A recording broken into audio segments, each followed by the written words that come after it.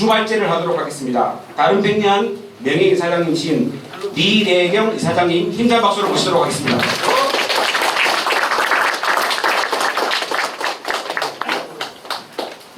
제가 마이크 쓰면 되는 건가요? 예.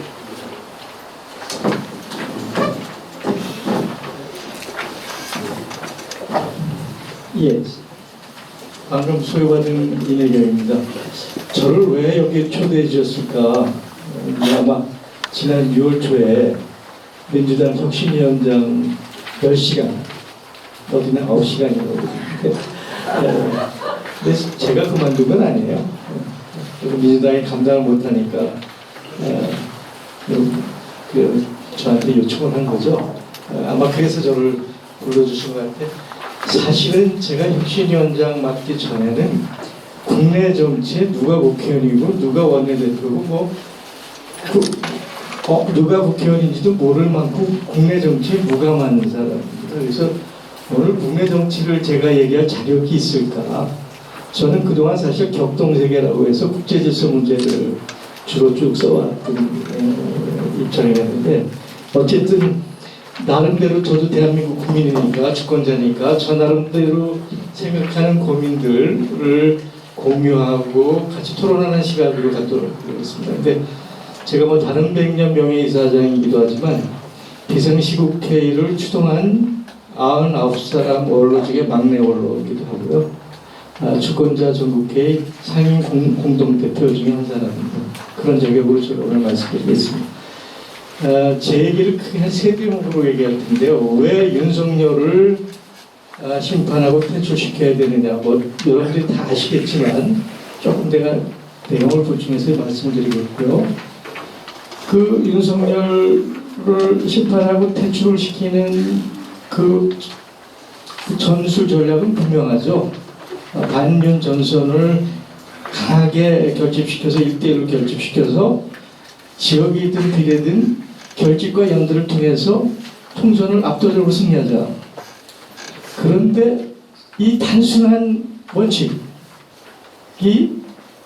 우리 내부의 사정으로 혹은 우리 내부의 각자 의심 때문에 각자의 그 시각 때문에 굉장히 혼선을 일으키고 있어요. 그래서 이 너무나 당연한 1대1 이 원칙이 흔들리는 우리 내부 사정에 대해서 좀 소개하고 거기에 긍정과 또 비관이 섞여 있는 얘기를 하고 마지막으로 제 의견, 특히 이제 부산 지역에 관련된 뭐 제 나름대로 한 제안을 말씀드리는 걸로 오늘 얘기를 마무리 짓까 합니다.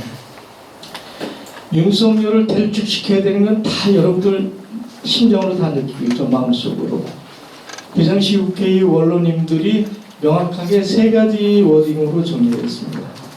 검찰공화국에는 민주주의 위기. 그렇죠?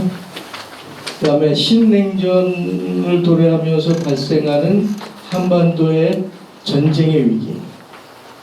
그리고 파시즘에 가까운 윤석열의 무모함에서 민생 파탄의 문제. 이렇게 세 가지로 이야기했는데 저 거기를 하나씩 조금만 더 얘기하겠습니다. 우선 윤석열 자신이 검찰 특수부 출신 아니에요? 5천만 국민이 다 범죄자라고 보는 자예요. 국민들을 다 범죄자라고 보는 자가 대통령이 됐으니 리더십이 있겠어요? 공동체가 있겠어요? 역사가 있겠어요? 국가가 부재한 거잖아요. 그 중에 가장 문제가 저는 법비라고 그러는데 검찰이 보이고 있는 행태인데 미국의 로버트 다리라고 하는 전설적인 정치학자가 있습니다. 1915년에 태어나서 2014년 우리나라로 100살 동안 산 사람이고 민주주의만 연구해서 민주주의 체계를 완성시킨 사람이 있어요. 그분이 한 얘기 중에 한 대목만 제가 드리면 물리력과 법적 강제력을 가진 군대, 경찰, 한국 같은 경우는 검찰이죠. 이 물리력과 법적 강제력을 가진 조직을 합의된 시민 권력이 통제하지 못하면 그건 민주주의가 아니다. 우리가 지금 착각하고 있어요. 우리가 절차를 밟았으니까 민주주의 산들고 있다. 이것을 영어로 얘기하면 아노크라시라고 해요. 포장된 민주주의. 겉과 속이 다른 민주주의, 절차만 가지고 있는 민주주의는 민주주의가 아닙니다 라고 로브제어는 얘기하고 있어요. 여기서 조금 더 확장하면 18세기에 시작한 정당식 서구제 민주주의, 선거 한 번 해서 0.74%로 이겼다고. 지금 윤석열이가 대우는 이 태도가 이 모습이 민주주의입니까? 우리는 민주주의 살고 있는 게 아니에요. 착각하지 마십시오. 우리는 민주주의 살고 있는 게 아닙니다. 이게 첫 번째 저기고요. 두 번째, 이 전쟁의 위기의 핵심이 캠프 데이비드 한미일 정상회담인데, 캠프 데이비드 정상회담은 바이든이 미 상원위원장을 했을 2000년 전후의 야심작이에요. 그때 아미티지라는 중장이 나와서 만든 싱크탱크와 CIA 출신의 나이어라는 두 교수가 아미티지 나이 보고서를 만들었는데, 그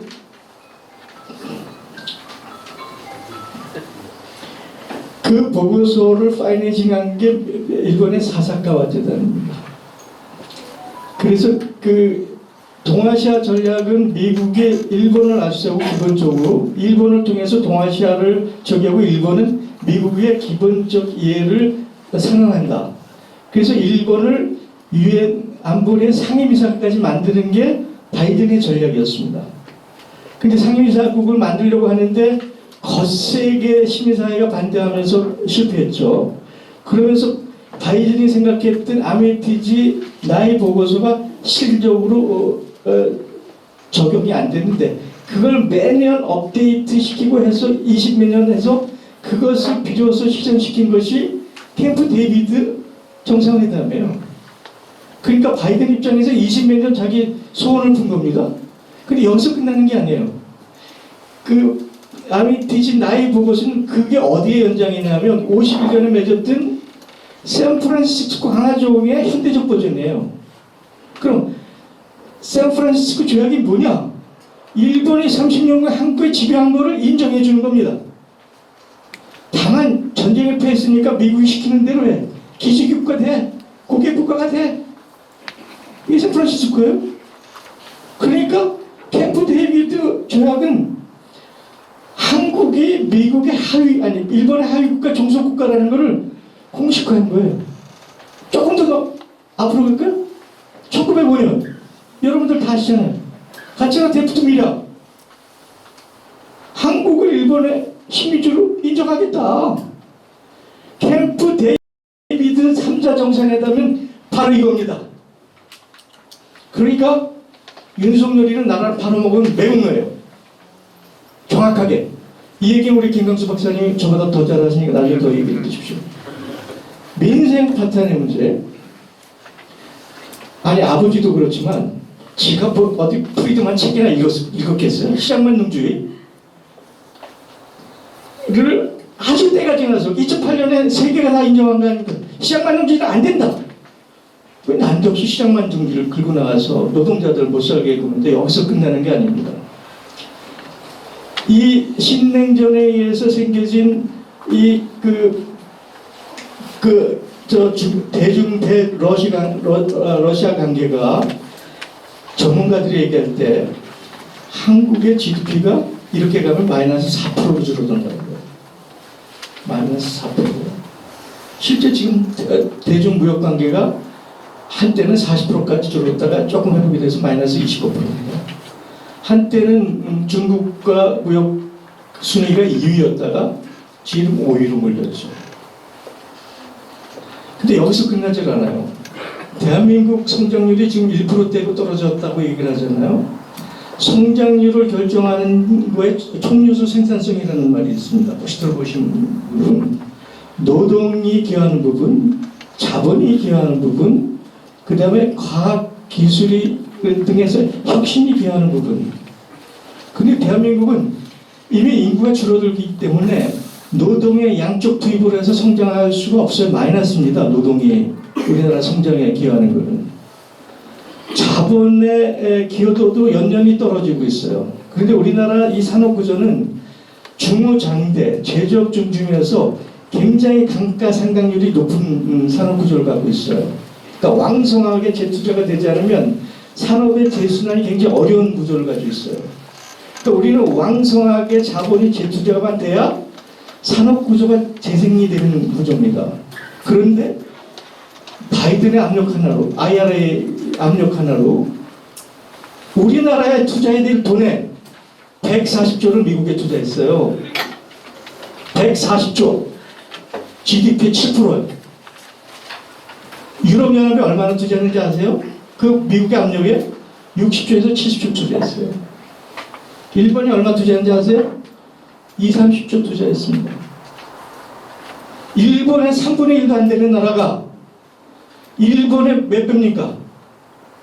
5배를 투자했어요. 대한민국이 투자해도 모자를 이 투자를 140조를 미국에 투자해요. 정신 나간 정도로. 여기서 끝나나요? 결국 우리나라의 성장률을 유지하는 유일한 남아있는 거는 과학기술 혁신 아니에요. 혁신입니다. 근데 R&D 예산을 줄여버려보죠. 우리 성장하지 말자는 얘기예요? 망하자는 얘기입니다. 이게 민생 파탄의 얘기죠. 거기에 하나만 더 할게요. 제가 시간이 됐습니다. 그 재하 심리학자 중에 김태형 씨라고 있습니다. 여러분들 뭐 아실 거예요. 윤석열은 자기에 대해서 과신하는 정신질환병 환자라는 겁니다. 대통령이 정신병 질환을 앓고 있어요. 이 대통령을 그냥 놔둘 수 있겠습니까? 끌어놔야죠. 뭐 이것 가지고 하루 종일 얘기할 수 있을 겁니다. 왜 윤석열을 물려요? 그러면 아까도 얘기했지만 윤석열을 심판하고 내려놓으려면 그건 결국 우리의 문제입니다. 우리가 단호하게 결집하고 단결하고 1대1로 해서 총선이든 어쨌든 만약에 헌정 질서에서 총선이 아니라면 시민혁명이라도 일으켜서 끌어내려야죠.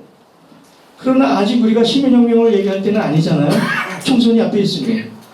그럼 총선이라는 헌정 질서를 통해서라도 끌어내려야 되는데 제가 여러 번 SNS 글을 올렸습니다.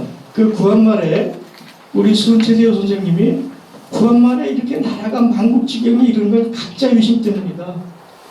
자기 학들만 챙기느라고 남을 돌보지 않아서 각자 도생에 빠져 있어서 구한말 나라가 도탄에 빠졌다 라고 한탄했는데 지금 우리가 똑같아요. 각자 도생 자기 것만 챙기는 이걸 떠나서 이 만국지경에 이른 이 나라를 위해서 다 털어놓고 제가 불가에 뭐 재범무화 얘기도 했고 뭡니까 우리 성철 스님에게 쌍전도 모든 걸 다 버리고 새로운 시각으로 들여다보고 함께하자. 이것만이 그 총선에서 이길 수 있는 길인데 문제는 우리 내부가 그렇지 않습니다. 어느 한 시인이 저한테 그래요. 지금 대한민국을 바라보는 심정은 팽목항에서 침몰하는 세월호를 바라보는 심정. 모두가 그런 마음이면 얼마나 좋겠어요. 그런데 강서구청에서 조금 압승했다고 민주당이 교만하게 싹이 없어졌어요. 제가 누구라고 얘기 안 하는데 이제 삼선 좀 했고 나이 70이 됐으면 다 그만둬야죠. 지난 10몇 년 동안 뭐 했습니까? 그 사람들이. 그러면 내려놔야죠. 그럼 내려놓겠다고 약속도 다 했어요. 근데 강서 선거가 좀 보니까 민주당이 이긴다 싶다니까 다시 또 나오겠대요. 민주당이 고질병을 못 돋았습니다. 지금 국진당에서 하는 거 보세요. 얼마나 행보가 빠르고 그 약삭 빠르고 어떻게든 이겨보려고 저 악발이를 하고 있는데 지금 민주당 뭐 하고 있는 거죠? 정말 놀라운 건요. 우리가 선거법 지난번에도 그렇게 어렵게 해가지고 그나마 준연도 비례제 만들어서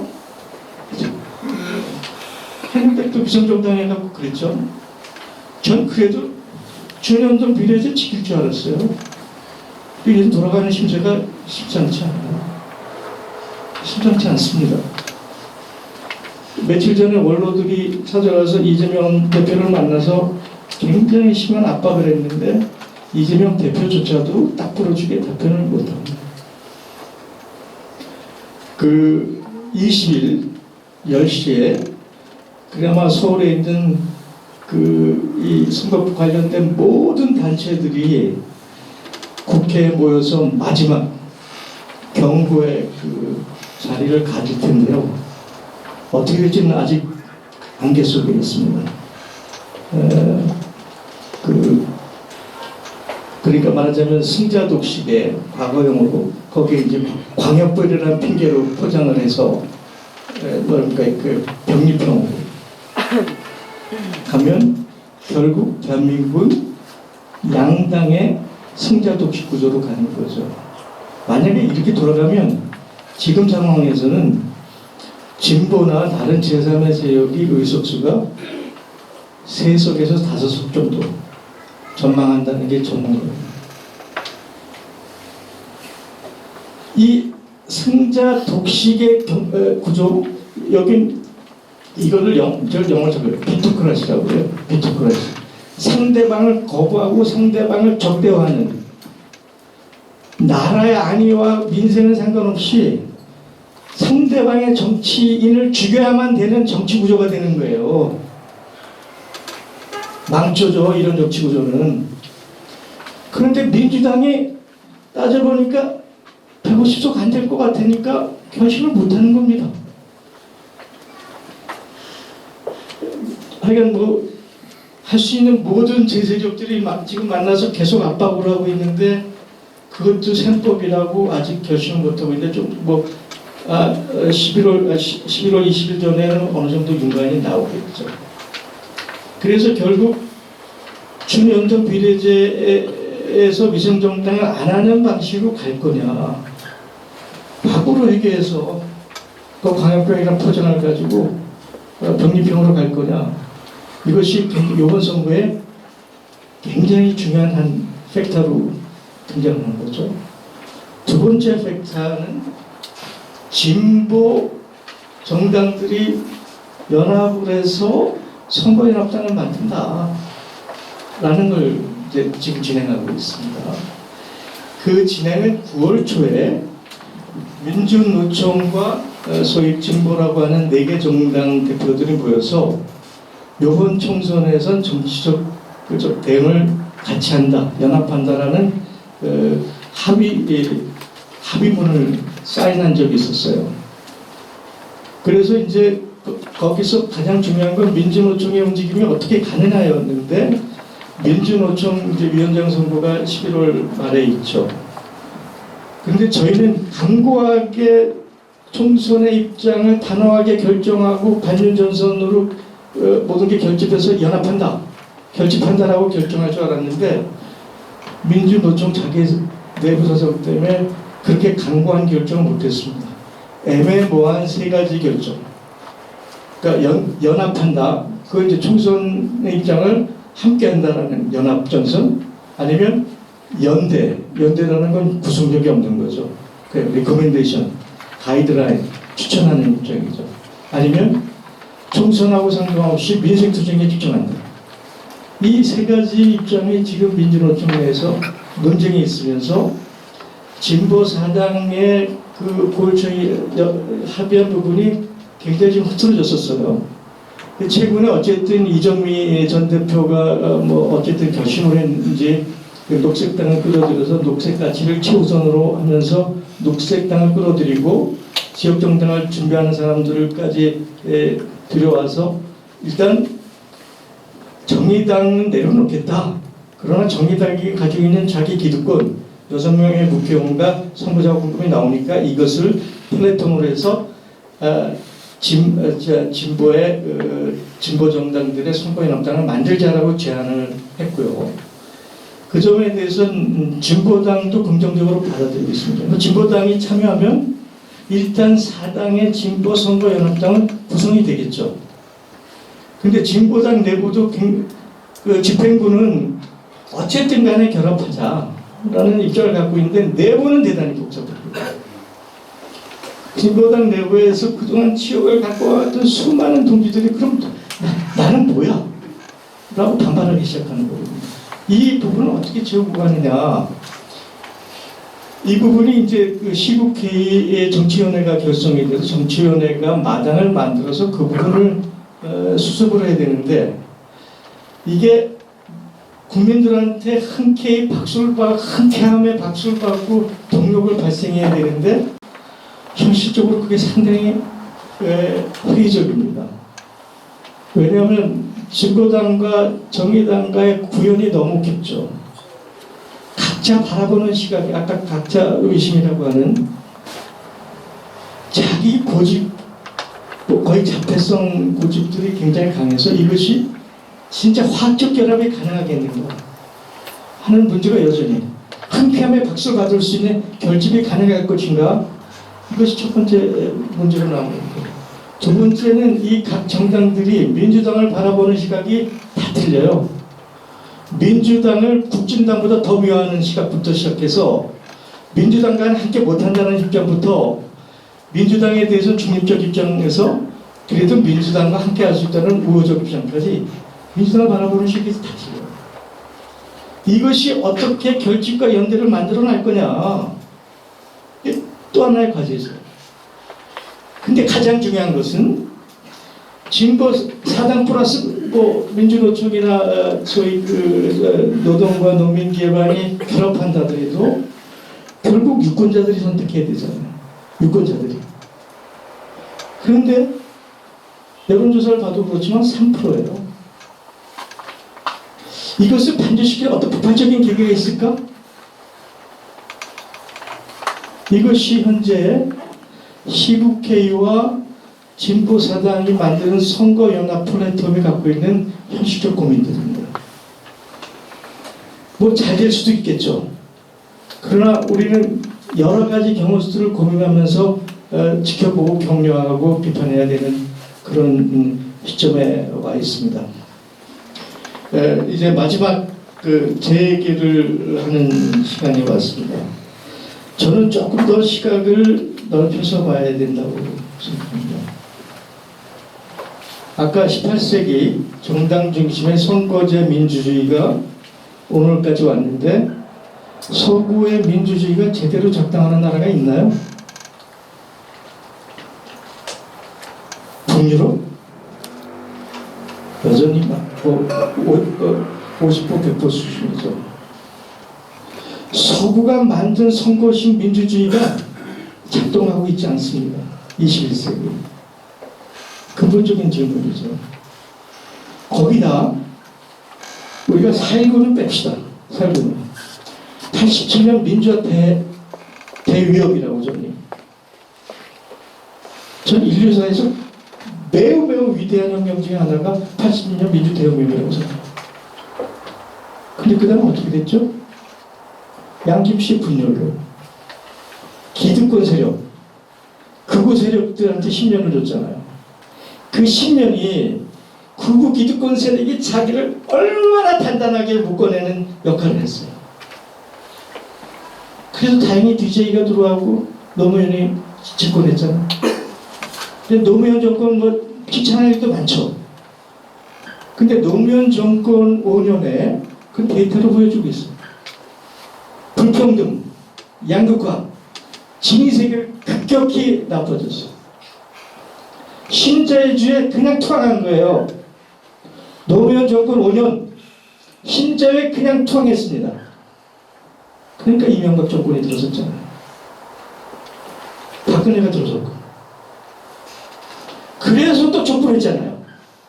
이 촛불도 21세기 인류사의 위대한 금자표 아닙니까? 너 부산 출신 문재인, 문제야. 저렇게 무기력하고 무지경할 수 있는 거예요?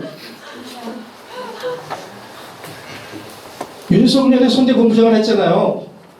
문재인. 왜 37년 동안 대한민국 민주주의를 왜 이렇게 대들표만 하느냐? 내년 4월 총선에 이기고 대선에 이기면 대한민국의 민주주의가 오는 거예요? 또 도돌이할 거 아니에요. 저 민주당 가지고는.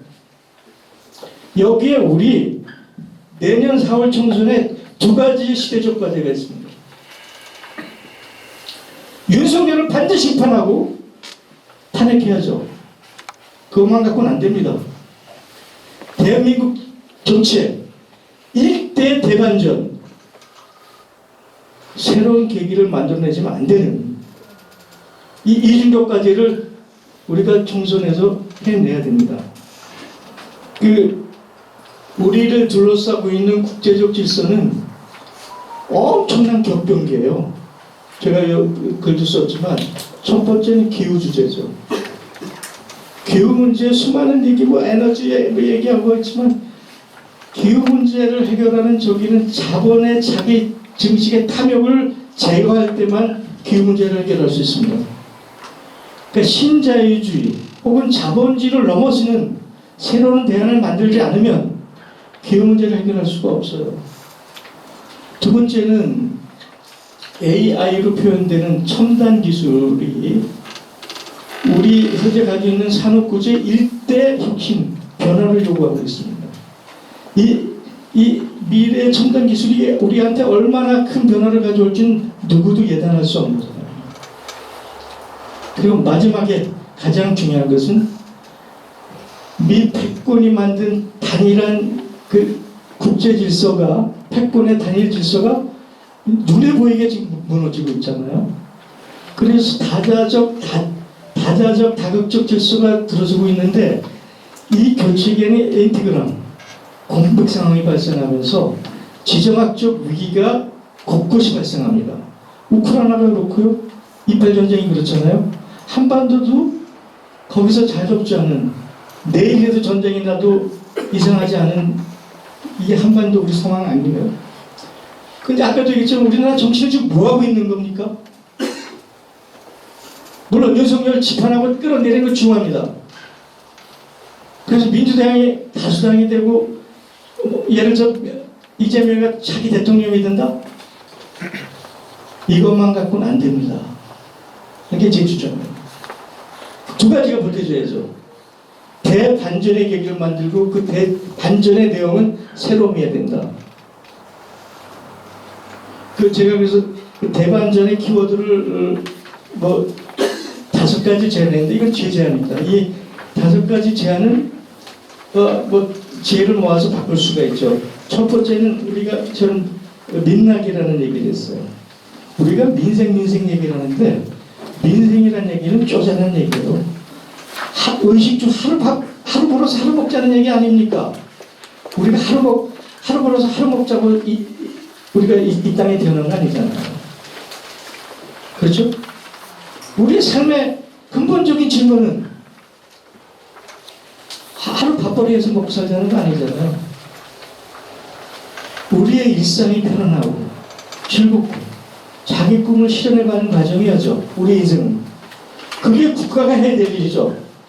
그것이 국민들 개개인의 존엄을 지키는 거죠. 그러니까 우리가 지향해야 될 목표는 민생이 아니에요. 민락입니다. 우리의 존엄을, 우리의 가치를 실현해가는 민락이 우리의 첫 번째 목표입니다. 두 번째 평화죠. 근데 평화도 얘기가 많습니다. 우리 갈중이라는 사람이 그 평화학을 시조라고 해서 했는데 평화의 내용도 다양합니다. 그냥 전쟁만 없는 게 평화가 아닙니다. 제가 시간이 그냥 넘어가겠습니다. 세 번째는 생태 문제죠. 생태 문제는 물론 에너지에서 무슨 이 탄소 중립화도 더 중요하지만 생물 다양성의 문제도 있고 자원의 문제도 있고 근본적으로 생태 문제에 있어서 근본적인 질문은 우리가 그동안 수백 년 살아왔던 산업 문명에서 생태 문명으로 전환해야 되는 거죠. 관점의 전환, 철학의 전환, 삶의 전환, 그게 회계죠. 회계가 없는 생태 문제는 해결되지 않습니다. 지속? 아까 저 첨단 기술에서 우리 산업적 문제도 지속의 문제가 있죠. 우리 출생률의 문제 있죠. 세대 간의 문제가 있죠. 지속의 문제도 좀 더 디테일하게 얘기하면 수많은 주제의 지속의 문제, 우리 사회, 우리 공동체의 재생산, 선순환의 문제에 수많은 주제들이 지속의 문제로 다가옵니다. 이 모든 것을 해결하는 정책적 수단은 혁신이죠. 뭐 얘기는 그렇게 하고요. 그런데 이제 마지막 제가 클로징 쪽으로 가겠습니다. 내년 총선에 아까 얘기했지만 결집하고 연대해서 1대1로 지역이든 비례든 합의된 걸로서 몰아주면 우리가 압승하겠죠. 그렇죠? 근데 상황은 그렇지 않아요. 지난번 대선에 패한 원인이 뭘까요? 40, 50대 애들이 윤석열도 아닌데, 물론 언론에서 조작되고 검찰에서 저게 피해를 받은 이재명도 아니다. 선거장 안 나왔잖아요. 그렇죠? 20, 30대 남자들이 뭐 이준열의 기여가 있었겠죠. 윤석열에 열광하고 갔잖아요. 그렇죠? 부산 지역은 또 있어요. 윤석열 국진당도 아닌데 민주당도 아니야. 양비론에 빠져있는, 정치혐오에 빠져있는 이 인구층이 전체적으로 여론에서 20, 30%입니다. 부산 지역은 더 높겠죠. 그렇다면 내년 총선에 이기기 위해서는 이 세 가지 문제를 대응하지 않으면 안 된다. 그렇죠? 그렇습니다. 그런데 이것이 연동형 비례자라고 위성정당을 안 한다 하는 거 굉장히 중요하죠. 그거 반드시 해야 되겠죠. 그 다음에 뭡니까 진보 4개 연합 4개당 플러스해서 진보 선거안 만든다? 그거 갖고 될까요?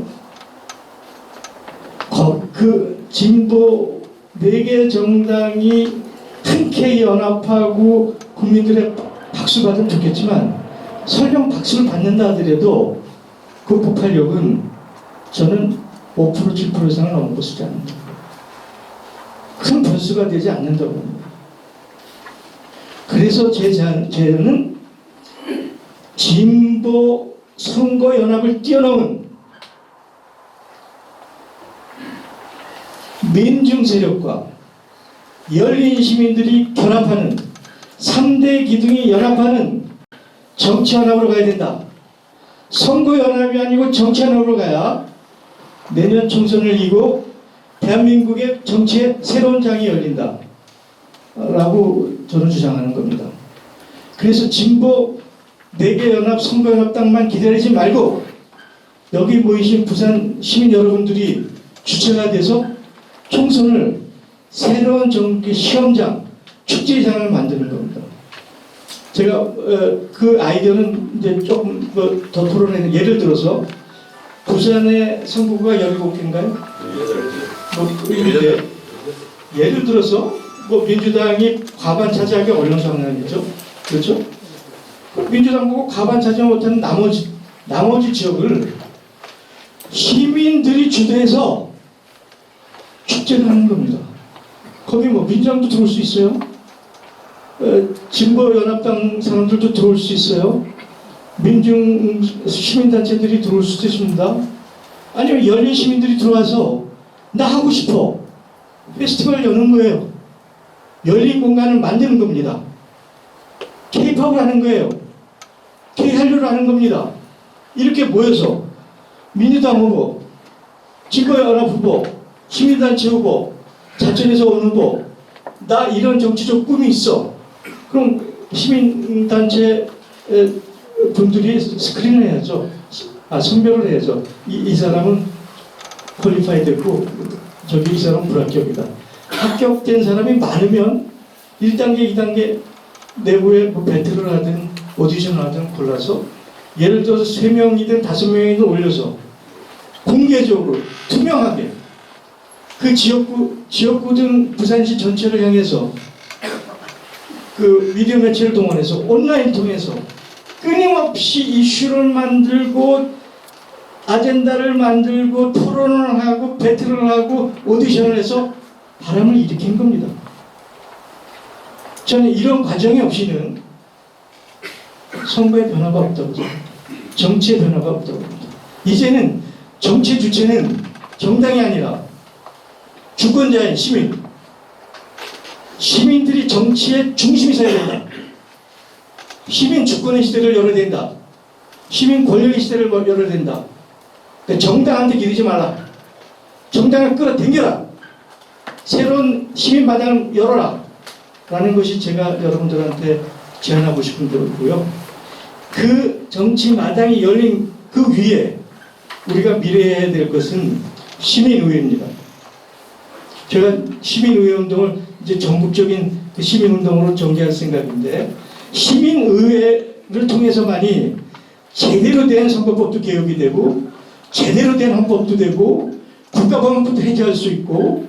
근데 시민의회가 뜬구름 라고 생각하는데 그렇지 않아요. OECD의 규약에 가장 강력하게 시민의회를 하도록 강력히 추천하고 있습니다. OECD 규약에. 그리고 이미 전 세계에 국가 단위든 지방 단위든 250번의 시민의회가 시행됐습니다. 그래서 이번 총선을 통해서 정당이 아닌 시민들이 주인으로 나서고 시민 권력을 만들고 미래의 정치적 아젠다와 그 시나리오를 우리들이 주도하자. 이게 제 오늘 주제고, 이걸로 제 발제를 마치도록 하겠습니다.